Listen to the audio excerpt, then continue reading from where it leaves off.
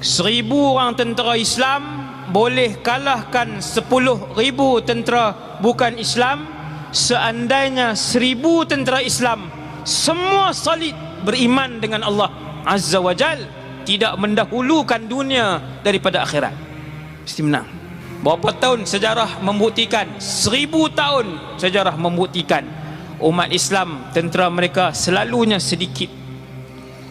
Akhir zaman nanti 2023, akhir zaman nanti akan berulang peperangan itu.